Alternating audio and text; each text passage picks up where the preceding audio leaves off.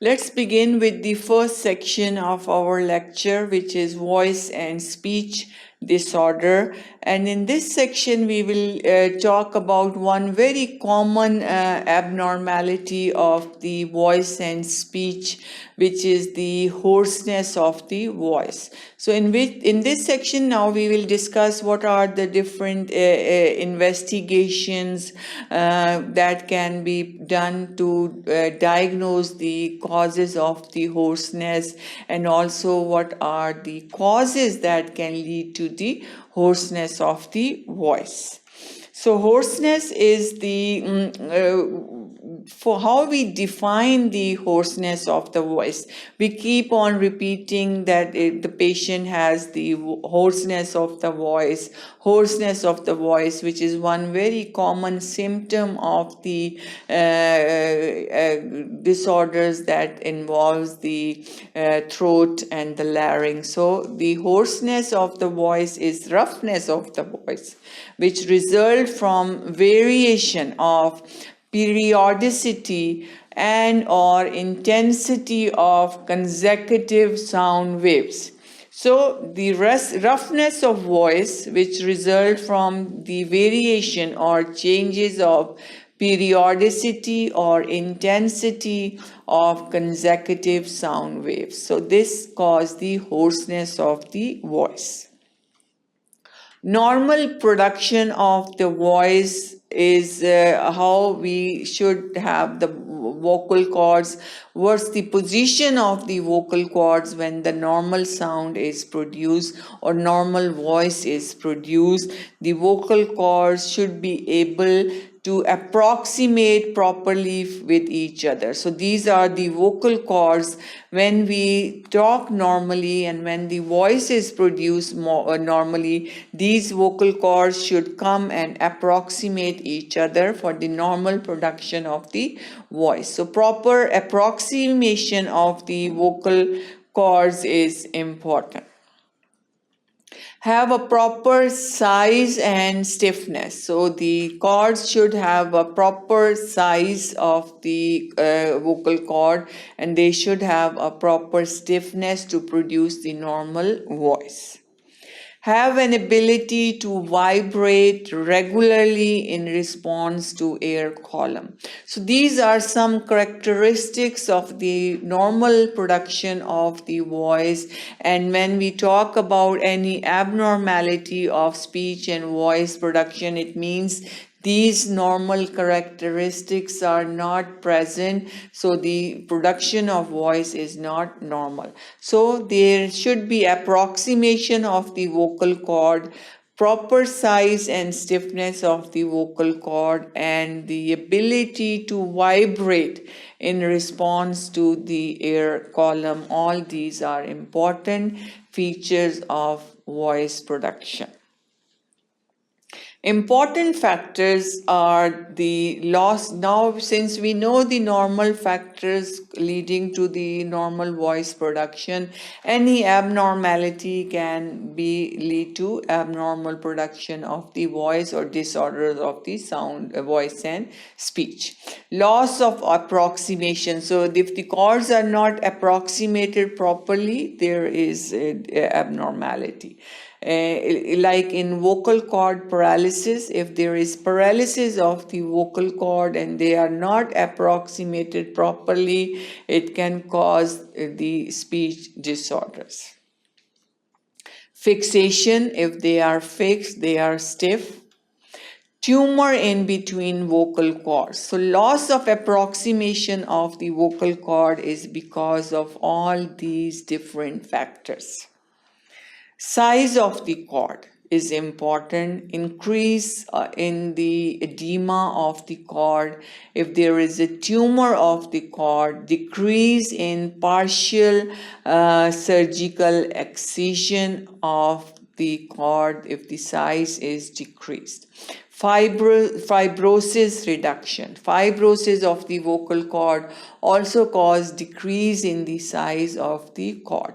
So these two important factors, one is loss of approximation. Then we discussed what are some causes that leads to the loss of approximation, like presence of tumor between the cord, if there is paralysis of the cord, if there is fixation of the cord, if the size of the cord is affected, like increase in edema of the cord, tumor, decrease in the size as a result of excision during surgery, and the fibrosis.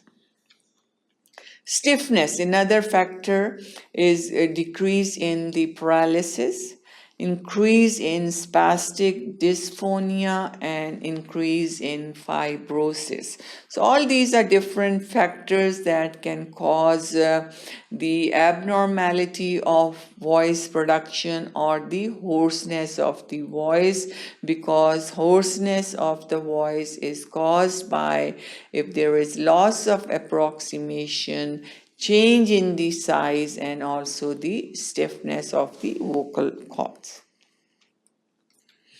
Next, the cords, no proper vibration in. Now, some conditions in which the vibration of the vocal cord is not proper, it can also lead to the hoarseness. In presence of congestion, if there is congestion, if there is submucosal hemorrhages, nodules of the vocal cord polyps. So these are some conditions in which the proper vibration, proper movement of the cord is not present as a result of flow of the air, like if there is congestion, submucosal hemorrhages, nodules, or vocal cord polyps. Causes of hoarseness. The causes are any inflammations, which might be acute inflammation or chronic inflammation, tumors, which can be benign or malignant, trauma, hemorrhages, paralysis, fixation of the cord as a result of arthritis, congenital abnormalities like presence of the cyst, gout, and functional aphonia, or all these are different causes, that etiological factors that contribute to the hoarseness of the voice. Also, we have like inflammation, acute and chronic, like laryngitis caused by the cold, flu, fever, exanthematous fever, laryngotracheobronchitis, diphtheria. Then we have some specific causes which leads to chronic inflammation, like tuberculosis, syphilis, scleroma, fungal infections, non-specific chronic laryngitis, atrophic laryngitis. So one by one we are talking about different etiological factors which we talked in the previous slide. What are the different factors? Now acute and chronic, what are different infections leading to hoarseness. Then tumors which might be benign, like papilloma, hemangioma, chondroma, fibroma. These are benign tumors. Malignant, like vocal nodule, polyp, angiofibroma, amyloid tumor, ulcer, cyst, laryngoscopy. Trauma, like hemorrhages, can lead to hoarseness, presence of foreign body, intubation. Paralysis of recurrent superior laryngeal nerve or both. Fixation of the cord as a result of arthritis, congenital due to web cyst, miscellaneous like gout, dysphonia, plica, ventricularis, and functional, which is hysterical aphonia. So all these are different causes of the hoarseness of the voice. Some investigations we can do. History is very important, in which we find out the different causes, like we ask the question about the occupation of the patient, because different fumes, chemicals also can cause the hoarseness of the voice. Also ask about the mode of onset and duration of the illness, habits and any associated complaints. Hoarseness, if more than 3 weeks, examination of larynx should be performed. Malignancy excluded in patient above 40. Examination of the neck and chest, cardiovascular and neurological system, finding cause for laryngeal paralysis. Investigations are indirect laryngoscopy, and this helps us to diagnose local causes of the laryngeal involvement or the lesions. Lab investigations like radiological examination as per dictates the cause of suspected on examination. Investigations, direct laryngoscopy and microlaryngo-scopy, detailed examination, biopsy of the lesion, assessment of cricoarytenoid joint mobility. Bronchoscopy and oesophago-scopy if there is paralysis of the vocal cord and to exclude any malignancy.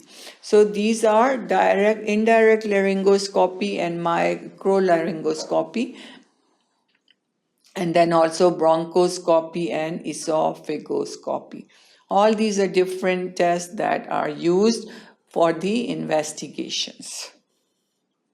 That was the first section in which we talked about the hoarseness of the voice. Thank you for watching sqadia.com.